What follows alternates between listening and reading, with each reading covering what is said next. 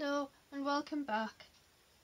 This little bit of a video is just going to be a follow-up from part 1 and part 2 of masterboards and snippets, and what I wanted to do was show you the 2 cards and the tag that I made using this board that I knocked back, and some other bits and pieces that may give you some more ideas. So in the last video I took this and cut it up.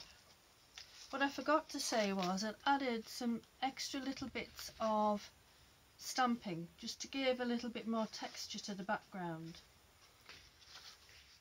That piece came from there.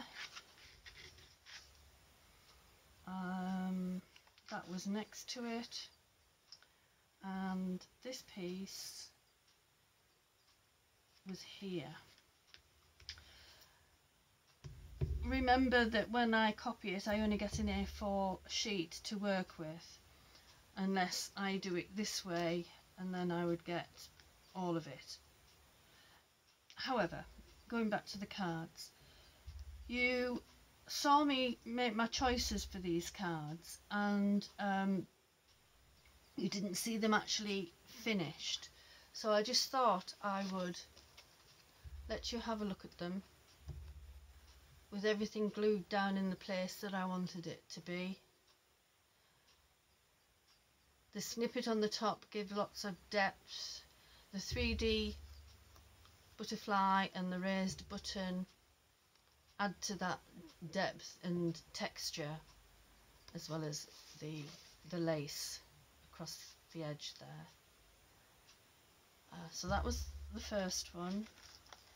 So the second one, and both snippets were in the box when we were looking through them in the previous videos. Again, it's a bit of lace, sparkly ribbon down the side. This time it was to cover a black line that I didn't like there. It's nice and sparkly. The world is but a canvas for our imagination. It's a lovely quote. I wish I knew who'd written it. And then the little tag. I haven't punched a hole and put a ribbon on it yet, but it is finished with its little snippet there, as well as the washi tape and the bits of trim. So that was those. I also use collage, applique, adding pockets and various other things to different bits and pieces that I make. Now this is a very simple card. It is a piece of card this size, which I then folded in half. Sturdy card, but what makes it even better is I've covered a lot of it in other papers. So for example, on the front here it's got these 2 papers. These are my own lino stamps that I've made, so I cut them out and put them on there. And it's got a little pocket so things can be slotted in. On the back it's also got a pocket, and I've put in celebration, presents, fun times, a journaling card or tag, and then this is a little envelope so you could actually hide other things in there as well. Could even have money in it if you're feeling generous, because for me this is an alternative to an ordinary greetings card. Then inside I've decorated it further, and the space here to put a sentiment. This was just playing around, it was just a practice piece, but I intend to make some more, and I may even have one pocket on the front and one pocket inside, as opposed to both on the outside. I don't know, I'll see what works, and it should fit into a standard envelope. Just something different. put a bit of ribbon in here just to add to the overall effect. You could have sentiments on the front, or a quote, like using quotes from people. This takes that idea a step further. It is a waterfall booklet. So on the front I have stamped these images onto tissue. These two here were bought leaves, but these others stamped onto tissue and coloured with green, and then collaged on the front with these two. Wild and Free, Forever Young is the sticker on there, and as it opens up you can see that I've done extra things. There's stamping here, there's some tape, it's not washi tape, it's just ordinary tape down the side, and Hello Lovely was applied there. This one, that little section there is a piece that needs colouring in. I think it was from a Diane Reevely set. And then I did this, drew it on, added one of the little paper flowers that I've made in the centre. So that probably, this will need colouring in because it's not finished, of course, and maybe a sentiment of some sort on there. This page is slightly different, with hearts across the top, a different type of snippet here. The piece of paper in the background was applied, and then I had these other bits with the different layers on the top and stuck that on there. Down here it's just one piece of paper added, some more hearts for you with a gem and some diamond gems just to echo the diamond shapes there. On this section here I have put some papers in the background, and this is a stamp that I'd put onto tissue paper, and I've taken some chit chat from one of Tim Holtz's books, She Could See No Good Reason to Act Her Age, and added a little bit of lace across the bottom. On this section I've got some muslin stretched out underneath with a tag that's been attached, and You Are the Best stuck on there. On this section, different coloured papers and a couple of pieces of jelly print, and again a stamp that was stamped onto tissue. So in fact this one didn't have any colour on it, the colour is coming through from the background. Chit Chat again, you could never have too much happy. I haven't done anything to this page as yet. On here I was playing around with leaf shapes. I have a stamp with several simple shapes on. In the background I've stamped using a jelly plate and a stencil as well as stamps. Then that piece was applied to here, and the leaf shapes were emphasised. On here I did some work in the background using a stencil, and then I built up the layers with more filled in shapes. So if you can see, these bits in the background don't have as much paint on as these bits, so I'll have rubbed across rather than dabbed in, and taken the paint away a bit from this, so that you get these two different effects. The black, that's actually leaves that I pressed.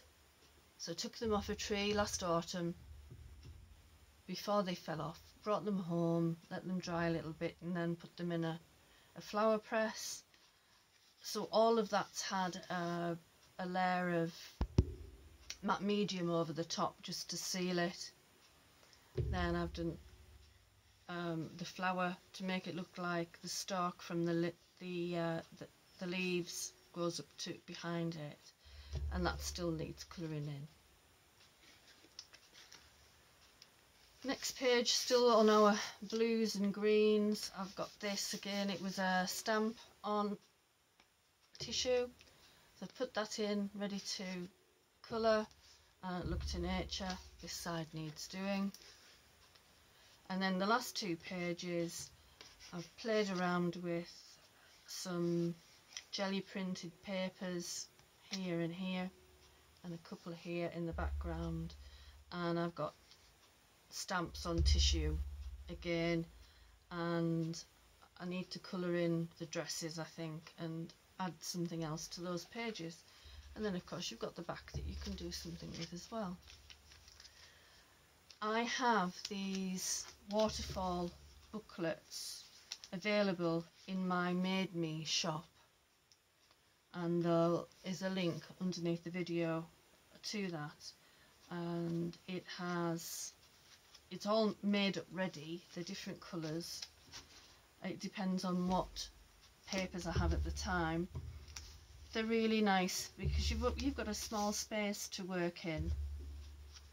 They get bigger as you go through the waterfall, but it's not too daunting, I think, if you're going to look at something this size, to try and do a bit of collage and play around with your materials, whatever else that you may want to buy in between. I believe there are some extras in with them, but if you want to know what they are, you'll have to look at the website and see. I also wanted to show you these. These are actual masterboards that I've cut up. I've only got 3 bits here. There will have been more. And I did them on index cards. So I will lay the index cards down on the table to perhaps 3 by 3 size of the index cards, and then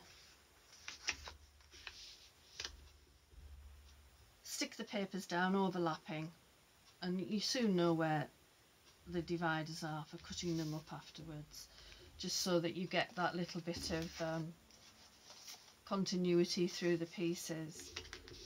And I'm sure that you will all recognise him.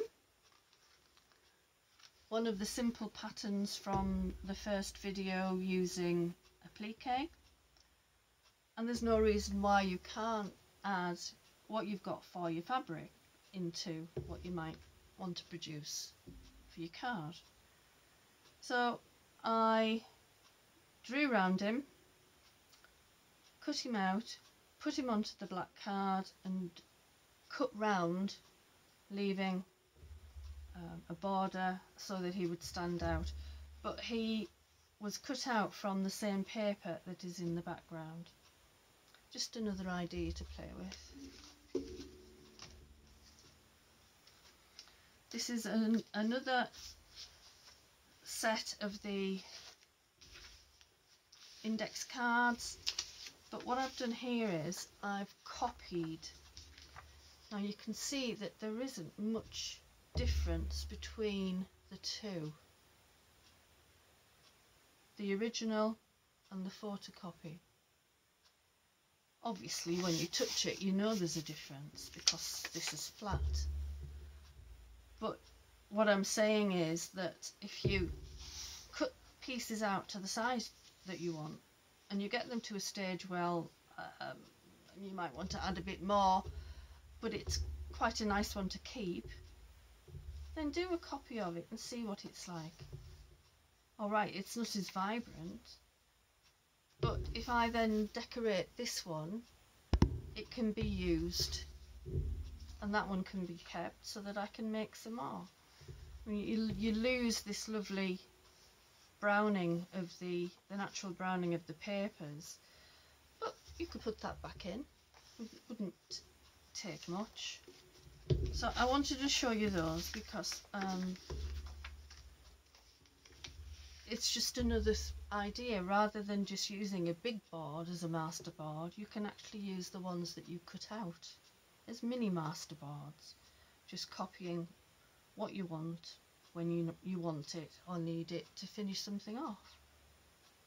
So again, it's a decent copy. You lose some of the detail and some of the colour, but unless you've got a photocopier, a printer I hasten to add, that is super high quality, then you're not going to get really intense colours and pattern. I wanted to show you these two. These were book papers. I'll take that one out for a sec. So this time I laid out one lot of paper that way and then another lot that way. So it's got two layers of paper. And then I put things on the other side. Some of them aren't finished, they'll need a bit more. And this here was a copy of one of my cards that I'd done. And of course you lose the definition of the gems, but you could put other gems over the top of those. That one though still needs a bit of work. This one again, it's one of those cards that I've chopped bits off, added a butterfly there and some music paper.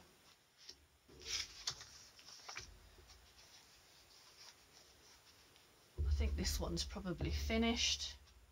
Nice sparkly butterfly, and I had these paper doilies that I painted in metallic paints of various colours. Comes in very handy. Quirky Bird, it's one of Diane Reevely's patterns. Washi tape up here, a sticker there, and perfectly imperfect down here. A more modern one with unicorns on, but you know, they're built up in the same way using collage.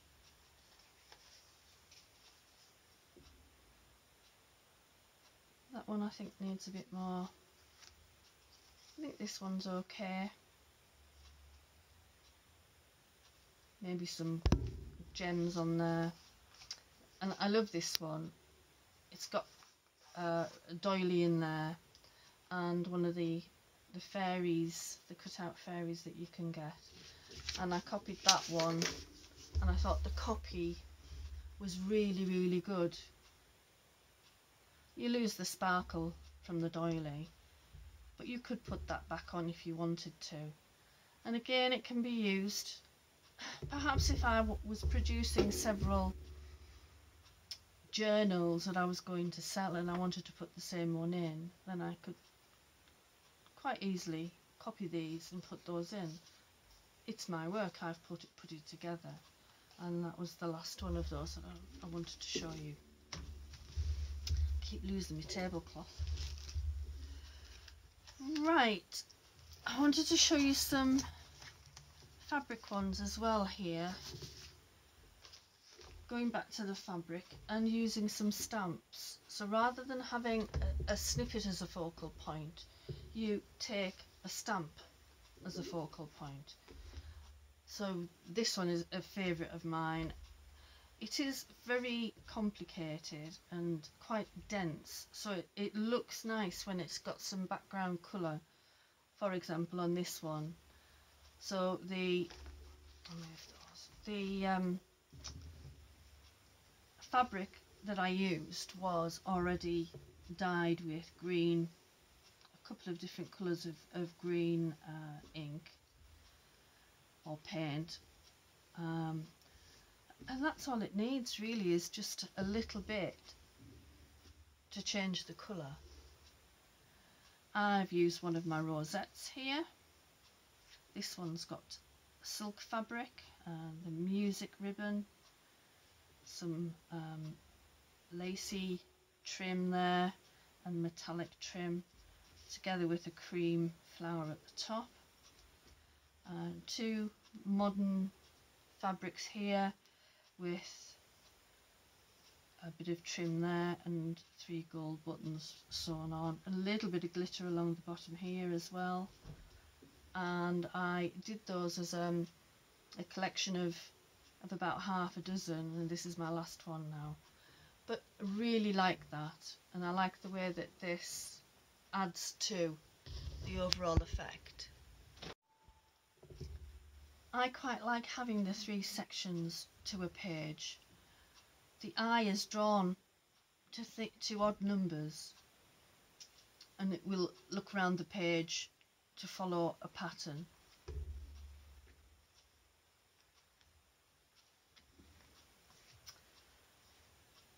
In a similar vein, this was one of about 8 that I made one Christmas to give to people.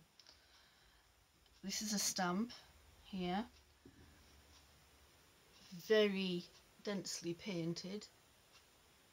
I used Inktense pencils and then wet them and went over until I was happy with the colour, and then the red breast has got glitter on the top. We've got some more glitter on the bottom to represent snowy or icy surface.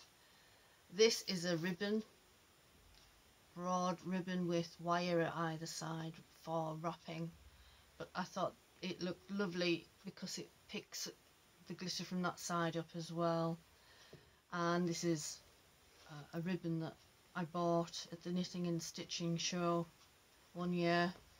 There were a couple of different colours. I like the one with the red in the middle as well for this particular project. So not exactly 3 sections, but I suppose you could class that as a third. But they were really nice to do, and especially painting or colouring in these and then reactivating the colour. They were all different, very different. And then I've put a black shiny gem on as an eye. So I enjoyed making those. You can use stamps of all sorts. The first 2 there are quite serious, I suppose, but then this one a bit more frivolous, and I have copied it onto a really good quality piece of paper, probably 200 GSM paper, and then coloured it in. I think I used Arteza brush paints for that bit, and it is on a background of crazy patchwork. So just to add your more complex backgrounds with a simple topper that just needed a bit of painting, and then of course the rickrack around the edges. I've got a few here that I want to show you just because they're different, but I've used a stamp on here and then coloured her in with felt pens, and I've used some button ribbon at the top here. There's some lace down there, and this here is an old piece of tablecloth.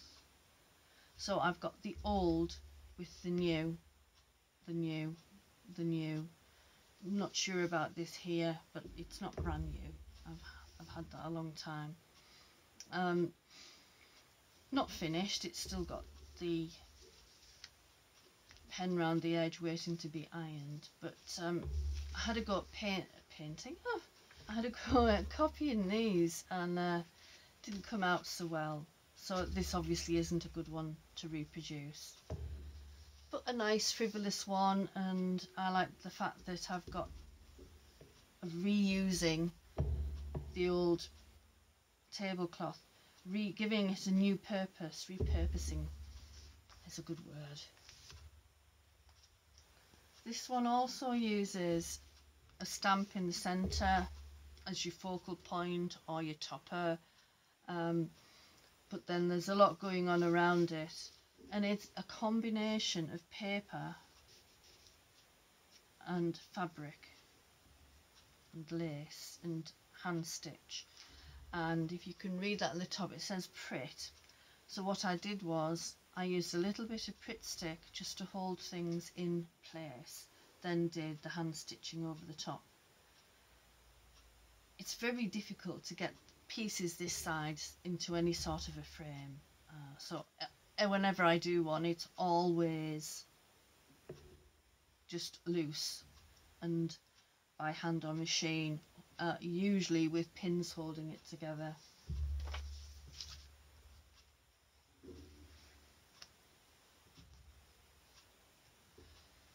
This one, again, not finished. Lots of texture in the background with a stitch off the machine that I went over the yellow background and the patches with. And then this is a stamp that I've left white from the actual piece of cotton that it was printed on. And then we've got this pretty lace around the edge. So one to finish, and I think that looks cute. I may even put some buttons on it, and I think that would probably make a difference. You don't always have to use your stamps, your toppers or whatever for a postcard, a journaling card, in a journal, on a greetings card. I've used this particular postcard to decorate the front of this book. You can see that it was patchwork, that I've gone over the edges again with a zigzag, printed this on a piece of cotton and then added the bits of lace to the top and bottom. Put the flowers on. It's a beautiful day. This gets battered and bruised, so I've lost 2 of the bits off there. I'm going to put some new ones on, I think. And these have lost their coating, so I need to put a little bit of glitter glue over the top. But it makes a nice difference to have something pretty that you've made on top of a book, and that can be given as a gift to somebody. Another one here with this girl on, and I drew her. It wasn't a stamp. Then we've got the patchwork background. 1, 2, 3 bits there of paper, and the rest at the bottom is fabric, apart from these little tags that I added as well. It's just another thing that you can do. And the copy of that one wasn't too bad. Could get away with it at a pinch, I think. This is another one that I drew. I have got a couple of things that I've already made using maps and hand stitch, and I wanted to have a go at doing it like this because this is paper which has been matte mediumed to try and ensure it doesn't get damaged, and this is paper. So I made her dress out of paper and added it.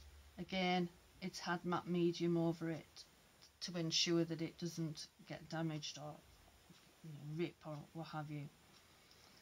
And it's got machine stitching all round it, down the legs, and then these little flowers are hand stitched. Nice bit of lacy trim there and across the bottom here. I really like putting bits of map in, and I've got a picture that's got old photographs that I printed onto fabric that can go through your printer. And it's a trip to the lakes, and the couple of pictures are of my family. I will show you it in a later video because I've got other things that go with it more than this, but that's where the idea came from, to put a bit of map in. I tried copying her and that's not too bad either.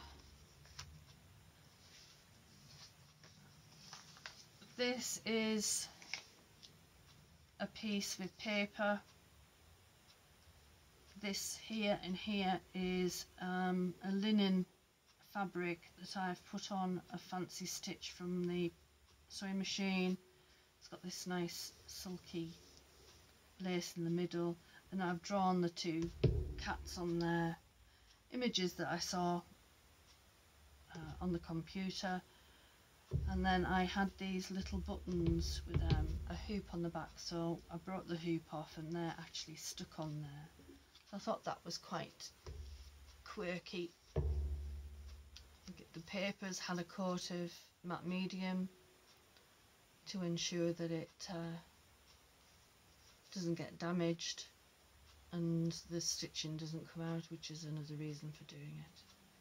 So a couple of these aren't finished, waiting to be done. This one here, big piece of paper there, you've guessed it, it's got matte medium on it, which made it easier for me to sew the buttons on. The rest of it is fabric, and it says here on the backing paper that this was just pinned, because I did a class with the Embroiderers Guild from my local town about building up this type of postcard or small picture, and I showed them that you could get away with pinning or with using a little bit of Pritt stick. So they were actually not completed when I first showed them, showed pictures of them, and then I showed them in this stage, ready just to be finished off.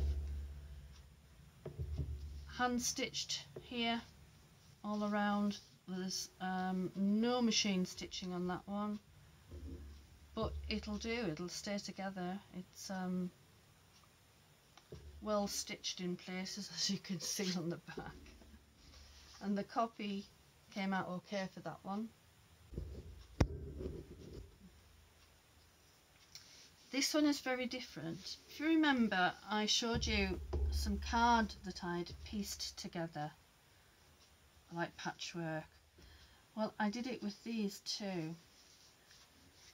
What you can see here is a selection of photos that I've taken, a couple of pieces of card there. That was a piece of card that says today on it, and I sewed it onto a piece of even weave, leaving a border so that I could have a fringe all the way around. It only has cardboard on the back at the moment. I may just keep it as a sample, but if it crops up somewhere that I need it because a particular person would appreciate it, then I will finish it off and it'll be passed on. I think I've got through all of the samples now. Oh no, you remember these three here because we did them in the last couple of videos. Watch me make progress on those. I suppose these are just here to show you that I've done others with other sorts of backgrounds.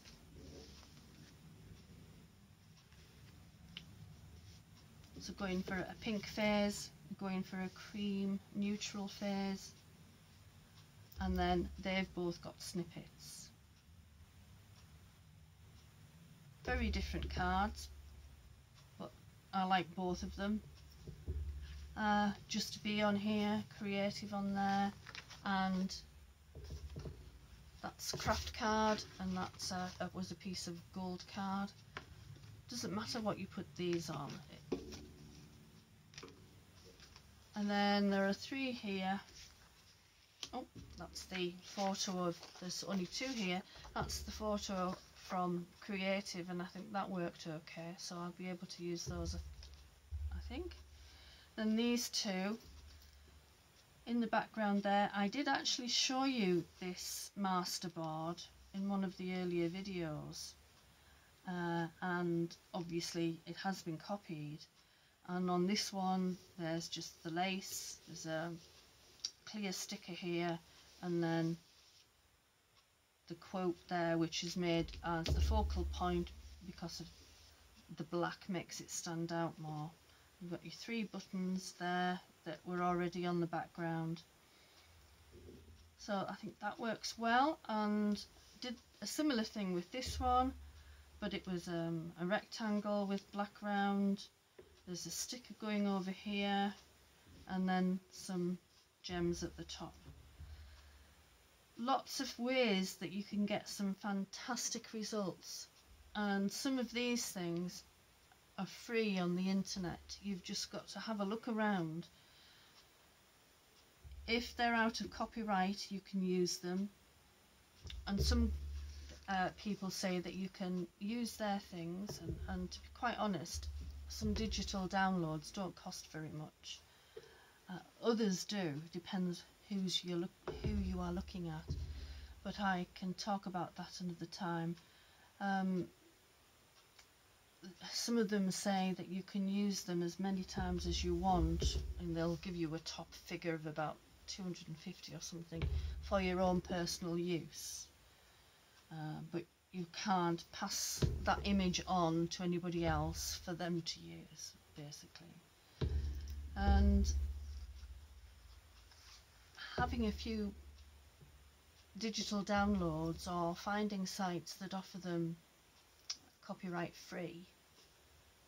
If you use Pinterest, then you must check to see if they are copyright free. You can get the variety that I've shown you here, and it doesn't take long to collect some bits and pieces. And as I told you before, you can use catalogues and magazines. There's no reason why a focal image couldn't be from a magazine. Anyway, I shall sign off there. The next video, which will take me a bit longer to get to you, is applique and painting, and then using various other ways of adding colour. So I've talked today about using the brush pens and Inktense pencils, so I shall show you how to use some of those in the next video. And the applique and the painting are of the same pattern, so it's quite interesting to see where you start from and how different they are when you're actually finished.